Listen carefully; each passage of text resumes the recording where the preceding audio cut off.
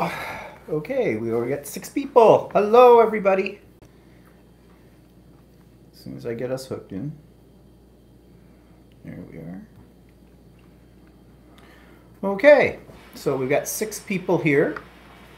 And hello to whoever you may be. Hello. Just looking here, see if anyone's going to say anything. Hope you can see us. Hope you can hear us without too much of a problem. Mel's here. Hi, Mel. And Angela's here. Hi, Angela. And we'll just give it a couple of seconds here to let some other people join us. Julie's here. Hi, Julie.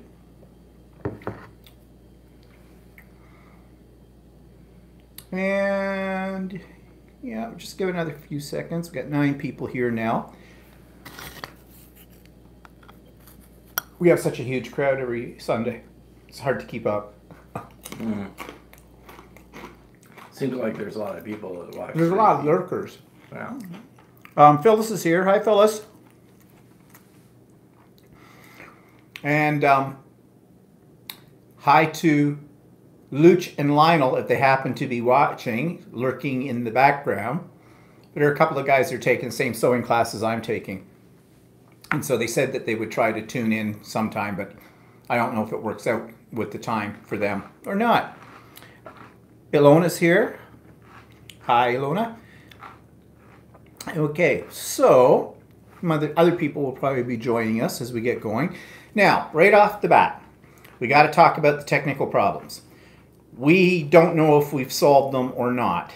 We've dumped the cache, made more space on the iPad, because the iPad is what you're seeing.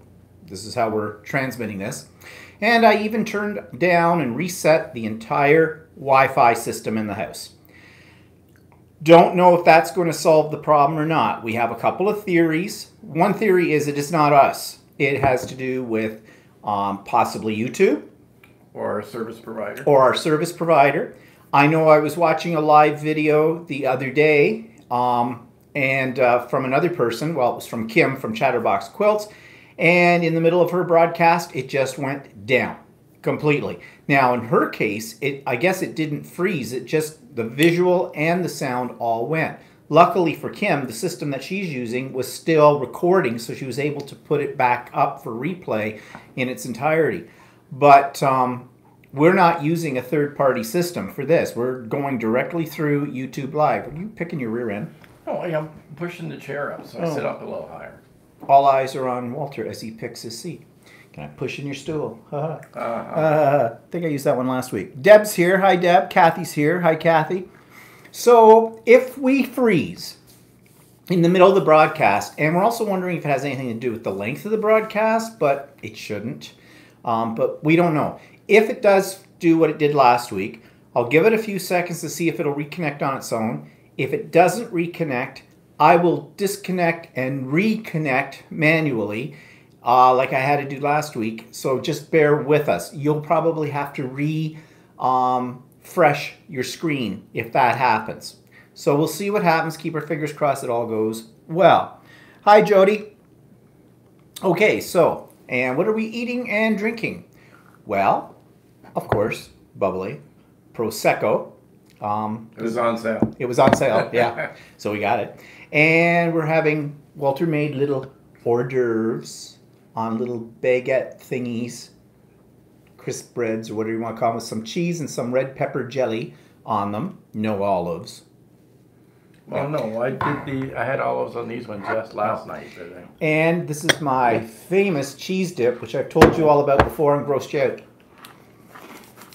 out. This recipe is at least 61 years old. Same age as me. Sorry, I got my mouth full. Napkin. It comes from the United Church cookbook from 1957. My mother used to always make it. And it's got weird combination. I think I've told you before what's in it. It's just Cheese Whiz, ketchup, horseradish, garlic powder, granulated garlic, onion powder. I put in a little hot sauce this time to spice up, horseradish, and the secret ingredient is that you mix all this together with homemade mayonnaise. And the homemade mayonnaise is not an oil-based mayonnaise. It's one that my mother, I think it came from the same cookbook, she used for years. It's a cooked mayonnaise that essentially consists of milk, vinegar, sugar,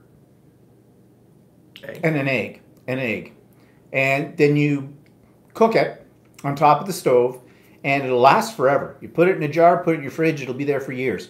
And it does not taste like Hellmann's or Miracle Whip or any of those kind. It's totally different flavor, which actually my father used to love it when we were kids. He'd put it on all of his sandwiches and everything. It kind of looks like wallpaper paste. If you Yeah, it does. Oh yeah, there's flour in it too. Yeah. But it does have its own unique flavor, and it's what makes this dip. So yeah, it's probably ghetto dip, but it's always been a crowd pleaser in my family. Oh, Luch is here. Hi, Luch. Hello. I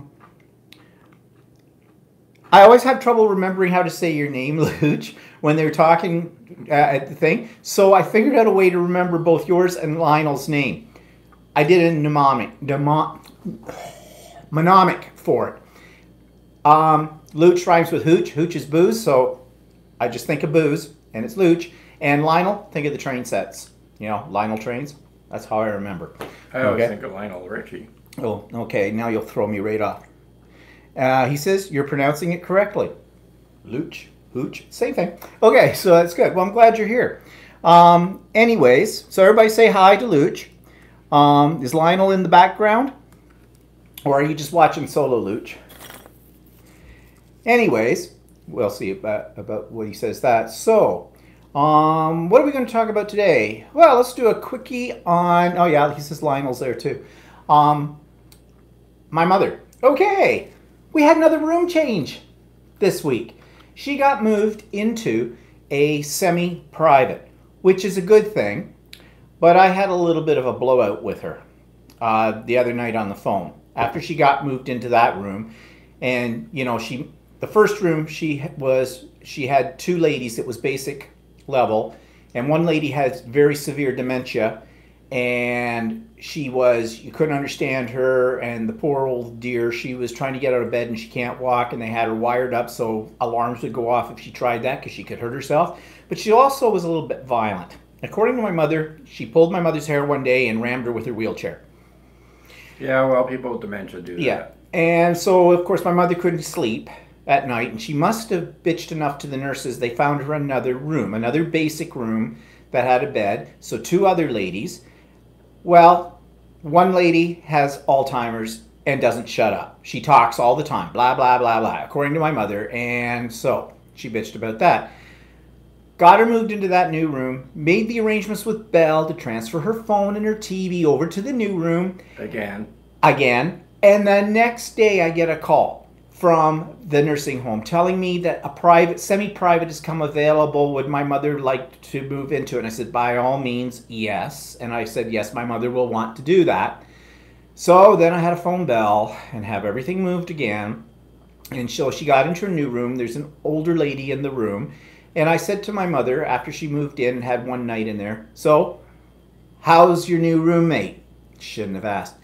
Oh, she says, I couldn't get any sleep last night. Oh, she's got dementia too, and she's just so loud and all this stuff and blah, blah, blah. I lost it.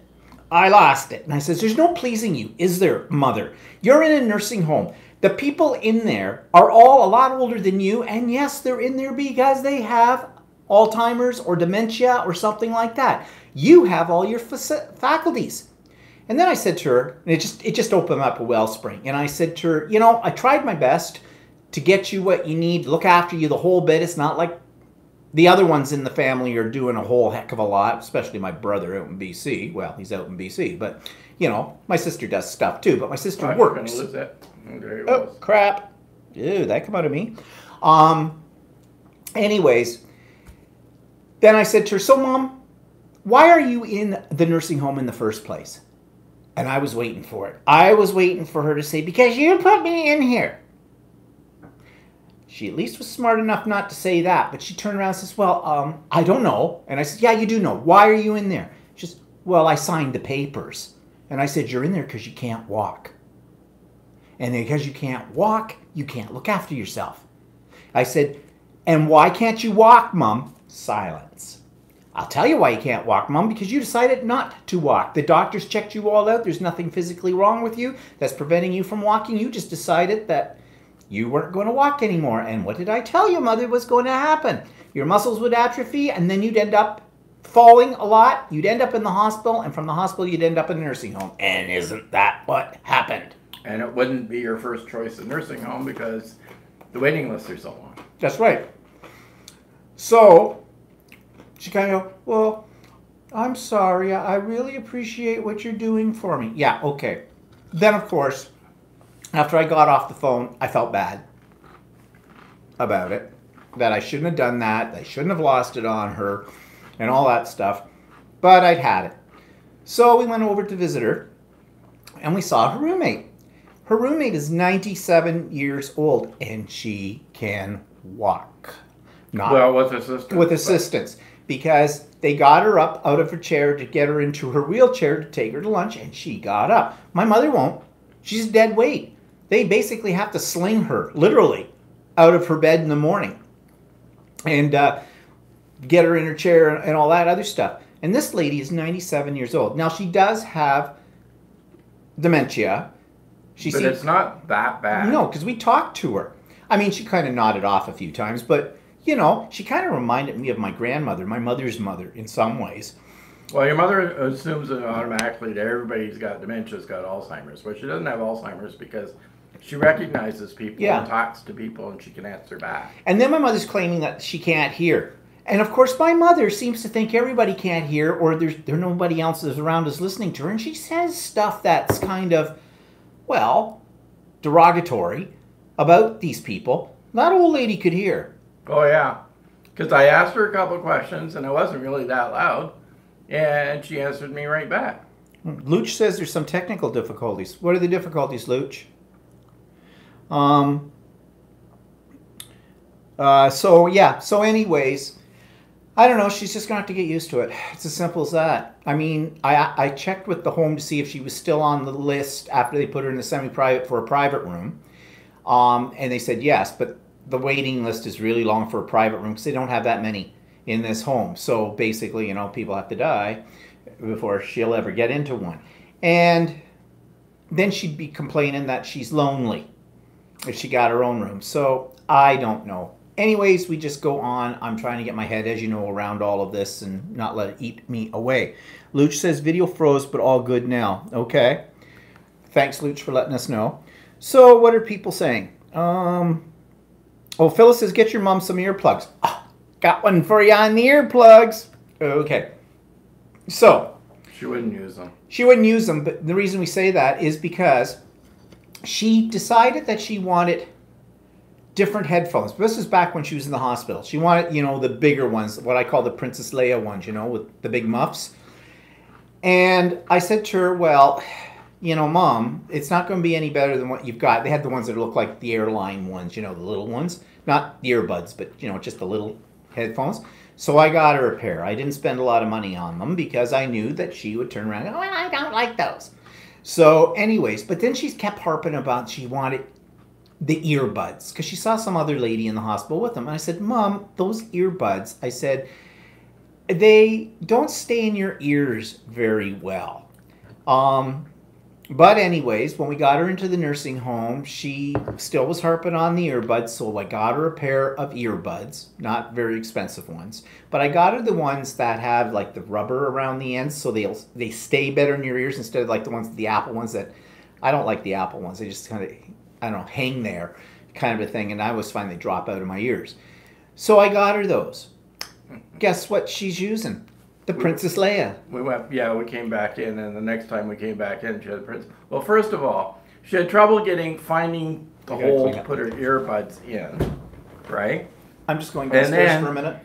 Yeah. Keep going. And then she was afraid to stick them in her ears, like so they would stay. Like it was like she was afraid she was going to damage her ears by sticking them in. Yeah. And so that was just not a good fit for her because she didn't know how to use them and she probably didn't stick them in her ear deep enough and they kept falling out. So anyways, when we went over on Tuesday, I took over to the Christmas wreaths that I had made for her room to dress it up for Christmas. I had made her a bed runner. Sorry, I shouldn't talk with my mouth full. I made her a bed runner, a Christmas one, just to dress up the room. Actually, the other lady in there, she already had some Christmas decorations and things up.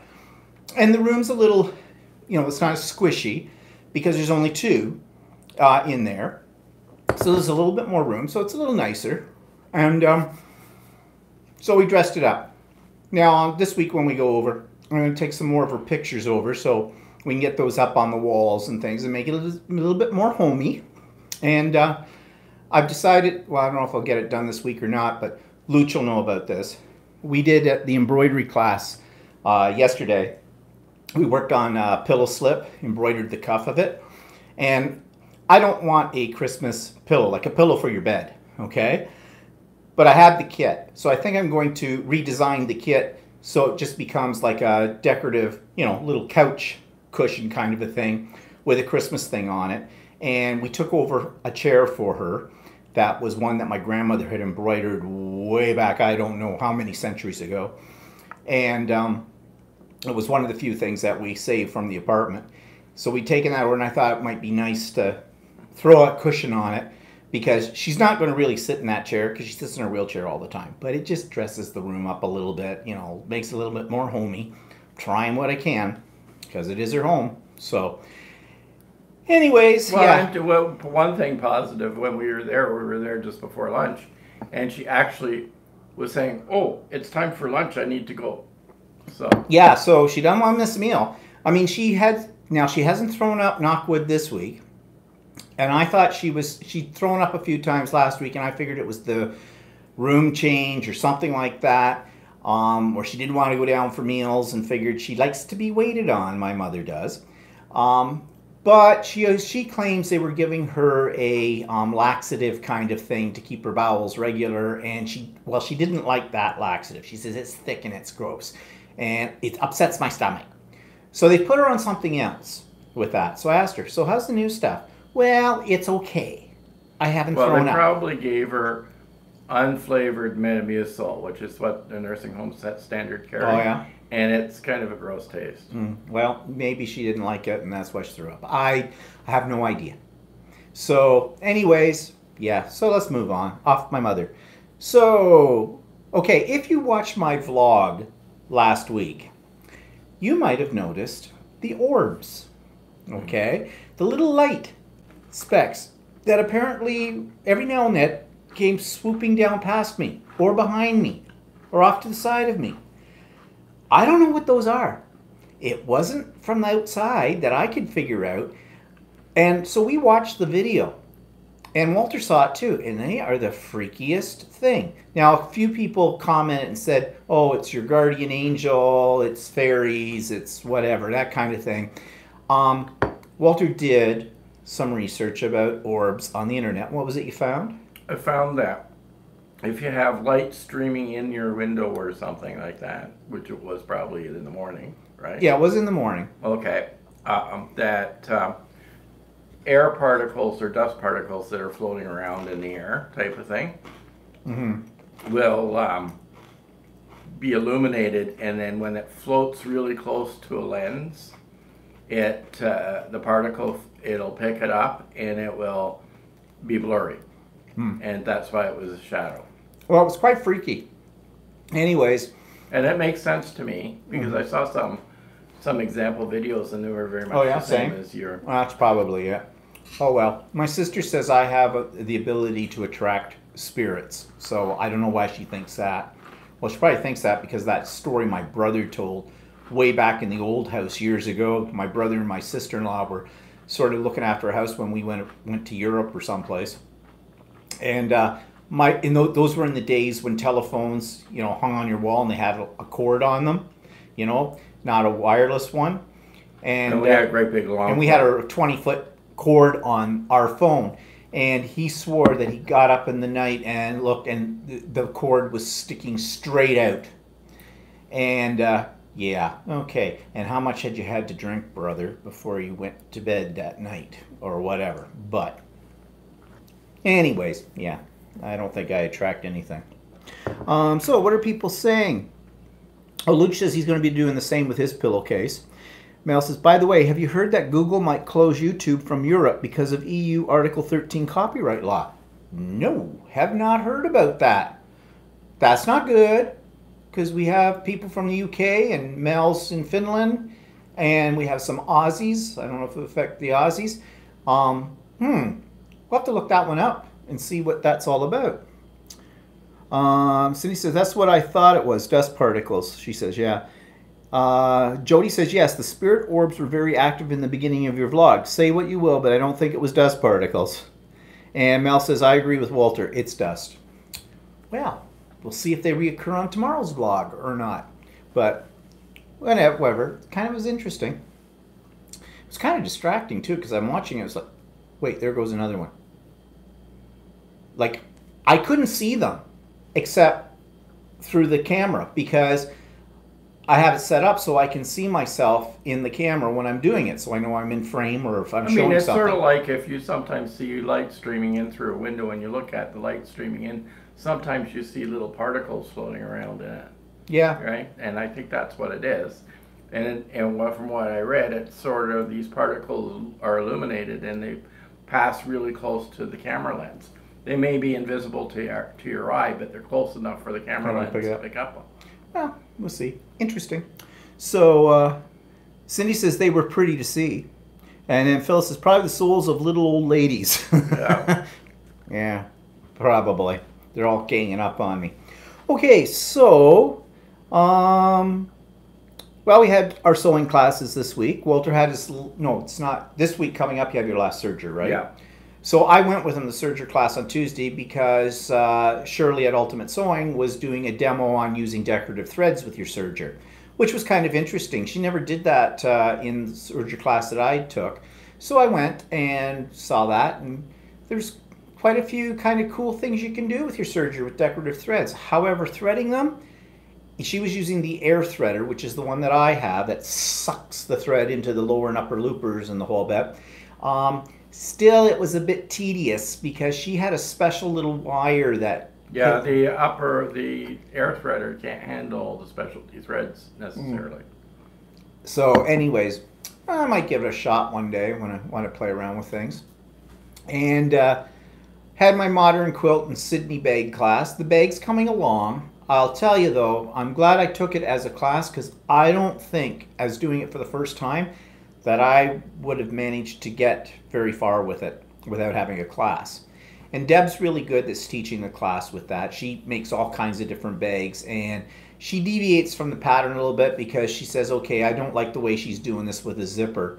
Hey Luch, zippers, you were asking about those. And this bag has 3 zippers, and so she showed us a better way to do a couple of them, and I think it was a better way, from at least from what I read in the pattern. But anyways, it's coming along. I think there's only one more class in it after this week coming. So hopefully, right now it's still in pieces. So, but it's beginning to look more and more like a bag. And I have my last surgery class this week. And it's, we're doing a lady's scarf and a fitted bed sheet. Yeah. Well, that reminds me, I gotta wash my fabric. Oh, you're telling it. Yeah. I can't go to that one. Shirley said I could come if I wanted to, but to be honest, I'd already done the scarf thing, and nothing against Shirley on that. I just don't like making scarves. Like, these are lady scarves, and, you know, flowy little thing, and yeah, I don't have shoes to go with them, so I'm not making them. And I could care less about a fitted bed sheet. Well, I think it would be interesting to learn how to do, put the elastic on it. I think I already sort of know how to do it, but... Well, Shirley will probably show you some tricks around that. But I have my guild meeting, and it's our Christmas potluck. First parts of the alphabet by last name have to bring something savory, so I'm making ham and cheese roll-ups for that. So I don't want to miss my guild meeting. And the modern quilt. Okay. I'm not. It's definitely modern. Actually, it looks really nice. I mean, I use K-Facet fabrics for it, which are very bold prints, and that's what I wanted. But the problem is, Karen, the instructor, she's a good instructor too. She's so concerned with the layout in the colors. Actually, I didn't care because they're all different colors. It's modern, it's abstract looking. It was fine no matter what way you put it. But she was very particular. And of course, she wants us to be happy with the end product, and can't blame her for that. So she's got it all laid out in pieces on the table and whatnot. What I didn't realize, and neither did she, that I have 35 blocks. It was supposed to be a throw. According to the pattern, it's supposed to be 7 blocks across by 5 blocks down. And that will give you a wide, a proportional quilt. Mine is 5 blocks across and 7 blocks down. And I thought this was looking kind of strange, but she's throwing them at me, here, sew this, so I'm doing it. So I get it home, and I lay it on the floor, and I'm looking at it and I'm thinking, this looks pretty long. But I went ahead and added a couple of more border pieces to it to fill it out a little bit more, and it still does not look right in proportion. So I measured it. Yeah, it's 91 inches long, and with the 2 extra borders I put on it, it's only 48 inches wide. A great little quilt for 2 to cuddle up in, if you're into cuddling under a quilt. We are not. But it just looks weird. So then I'm thinking, well, I can add more things to the side. But the more I thought about doing that, the more I thought, but the main pattern of it's going to get lost. You start doing that. It's just going to look weird. So I've decided I'm going to rip it out. I'm going to rip out the last 2 rows, and there's 1 border piece on that. I'm going to attach the border piece up to that bottom. So I will now have 5 by 5, so it will be a square. And then I might add another border piece. Well, one all the way around. The other 2 were just borders that just went down the sides, not along the top. But I think I will add one now that will go, across the top and all the way around. And then I'll get the quilt finished, the backing and everything on it. And I think that will fix it. I'm not looking forward to ripping things out, but I do have an electric seam ripper, and it works like a charm. So that's tomorrow's project, because I kind of would like to get that part done so I can take it back to class, because it's our last class this week, and then look at Karen and go, nah, nah, nah, nah, nah, you were wrong. No, I won't do that. It was both of us I should have figured it out, but I didn't. So anyways, that's just the life of a quilter, I guess. So what are people saying? Life of an idiot quilter. Oh, shut up. Phyllis says about the orbs. Probably the souls of the little lady. Oh, yeah, I read that. Or Mel says, or maybe they were brain cells flying in the air and glowing because having some idea. Maybe. Phyllis says, when will we see your bag? When it's done. Right now, it doesn't look like a bag. It's in pieces. Because there's cargo pockets on it. There's 3 different zippers things. There's an inside pocket. There's the main zipper, and I'm not sure where the 3rd zipper is supposed to go, but it's got a side pocket. I think there's a divider in it. There's still a lot to do. It's a purse. On this. It's not a purse. It's a satchel. It's a purse. Oh, yeah. Well, I'll hit you with my purse when I get it done. Let's see. Luch says, I'm glad we're in the same class. You're a blast and very helpful. Hey, no problem. I like to stir up things. I mean, that Sarah, I think that's her name, isn't it? She's a scream and a half, too. That's a good class, actually. All the people in that class seem to have a good time. So I'll kind of miss it when it's over. Phil says, I gave a long, narrow quilt to a lady that was wheelchair bound. Yeah, I suppose. The only thing I'd be afraid of, at least on mine, is that they get it caught into the wheels. And then they'd be like tits overhead, like, flat. Okay, flat out, one down. Yeah, I'm going to make more quilts and I'm going to start giving them away. So, because how many quilts does one person need? All right.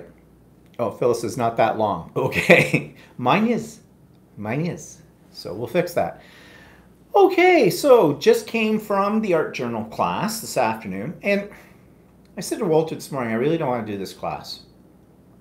Not because of the people. I usually have the same ladies in it all the time, and we've been doing this for 2 years.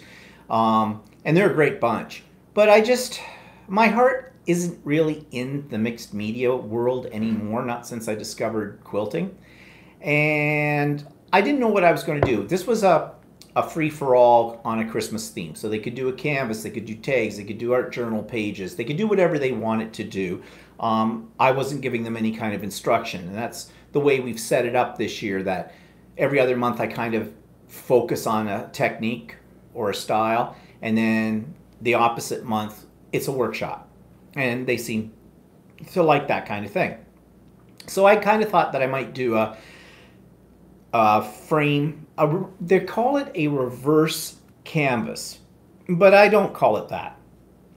A reverse canvas, and I think I talked about this once before, probably on my vlog, it's got to be the stupidest thing I have ever seen on the face of the planet. Okay, there, I said it. All right. Oh, mixed media people are going to hate me.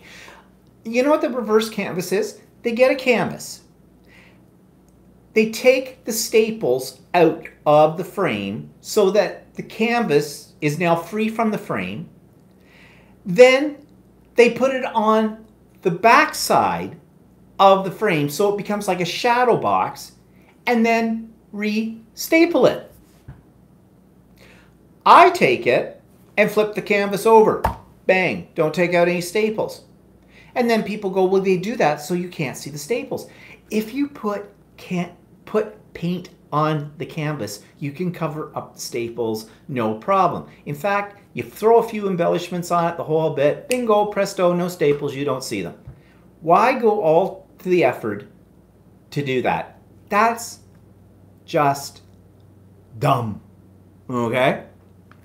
Don't hate me for saying what I feel, but that's what it is. So I said to the ladies, would you like to do like a canvas? And we can either do a canvas, you can either do your canvas on the canvas as it is, or we can flip it over, and I showed them examples, and do like what I call a shadow box canvas. And yeah, they were all gung-ho for that. So the next class in January, we're going to do that kind of thing. So that should be all right. That's kind of fun. In fact, I started one today, but I had found this box at the dollar store. And it looks like Santa's belt kind of a thing, and it opens up, and so you got three pieces, like these two flaps, but they're a little bit more than just flaps. They're like, you know, they've got sides on them, so they close up to make the box. And I thought when I saw it, I wonder if I could do something with that. And I did. And I'll show it tomorrow on my vlog for you, because I'm not going downstairs and getting it right now. So you can watch it in the vlog. It's still a little wet. It's got to finish drying. But I used nothing but dollar store stuff in it, and I think it kind of turned out not too bad, considering I went into the project. Okay. Oh, okay, high praise. Yeah, see, he said okay, so that's better. If he said it's fine, that meant that's a piece of shit. But okay, I'll go with okay. Yeah, I was kind of pleased with it. Kind of cute. Yeah, okay, fine. Stop while you're ahead. It was all dollar store stuff that I used in it, though. So you know. In Actually, fact, what? The kind of cute thing comes from the From your stained glass. stained glass. The lady I used to go to that I did stained glass at, she whenever she didn't really like what somebody was showing them, she would say it was cute. I have to admit I do like what you did, but anyway.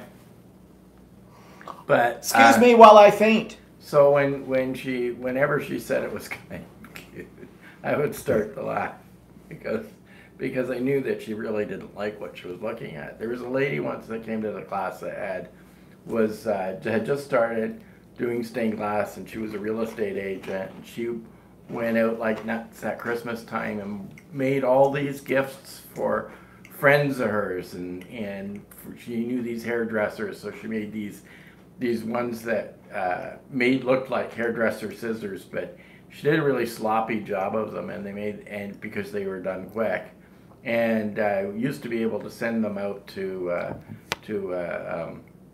a plater that would plate the lead with chrome, so it would look nice and shiny when you got it back. That must have cost a lot of money. Yeah, it does cost a fair bit to do that. Well, actually, it's not that bad. But anyway, yeah, so she had this whole box of these things, and they weren't soldered together very well and all this other stuff. And when she brought them in, and the person that owned the store, Deborah, said, "Oh, that looks so cute, that looks so cute." And I was laughing, and then as soon as she left, she says, "Oh my God," she says, "this stuff's ugly." So what, every time she thought something was ugly, she'd say, "Well, that's cute." Yeah, she says, "That's so cute." That's so cute. Well, okay, so you're saying that my thing I made was cute. All right, fine. Yeah, so we had a good... So once I got into the class, though, today, it kind of inspired me again. You know, sometimes you have creative blocks or whatever, or you just don't feel like being creative, but if you throw yourself into it, I find usually I get rejuvenated by doing something like that. So it was a good class. Everybody had a good time. Some of them create some real spectacular stuff. And of course, in my class, one of the ladies runs this section at the beginning of the class where they trade ATCs, artist trading cards. I don't do them because it's not that I dislike them. They're so small. Like they're 2 by 3 inches or 2.5 by 3.5 inches, something like that. There is rules about them. And they do them on a theme. She picks a theme for each month and they trade them. But they all usually give me one as well. So I got a whole pile of them from them today. I have a couple of bulletin boards down in my craft room that I pin them up on because they are cute. That's not what I meant. They're nice, okay? And they're very colorful and kind of inspiring. So I told them all, well, I'll be featuring all of them, and I'll be saying their names tomorrow on the vlog as well. And Kristen, one of the regulars, she's making me a Christmas card, and she was making it in the class, but she does very elaborate cards. I've seen her cards. They're really beautiful. Yeah. And she said, okay, she says, I was hoping I'd have this done by the end of the class today so I could save $1, because it costs $1 to mail anything here in our country. And she says, I didn't get it done yet, but I'm going to get it done. I'm putting it in the mail, and this week you'll get it by Friday. And she says, but don't look. Don't look. So I couldn't look. I did peek a few times. It looks like it's got some elaborate stuff on it. It looks like there's a little dial or something on it too. She really is very creative and comes up with some really great ideas. So I'm kind of looking forward to getting that card. Of course, I don't send out Christmas cards because I'm cheap. And to be honest, what do people do with their Christmas cards when you send them to them? They usually throw them out. And they put them on display until craft. And then they throw them out. Yeah. So, you know, I don't bother with them. I send out an electronic Christmas card. Hi, you're on my Facebook. Have a nice Christmas. Bah humbug. And speaking of which, didn't get up the Christmas decorations this weekend. Was too busy doing other things. So that's a project for possibly next week. I only decorate one thing. The table downstairs. Pre-lit little miniature Christmas tree. Bang. Decorate it. Done. You used to decorate a while. Oh, yeah. I used to decorate all over the place and do it. But I just... Yeah. It's glitters everywhere. And I don't get into it like I did when I was younger. Some people are writing all kinds. Yeah, well, what are people saying? Mel says, Jody, are you planning to make Christmas tag swap for this Christmas? I really enjoyed watching last year's tags that you and your friends made. And, oh, Maggie is here.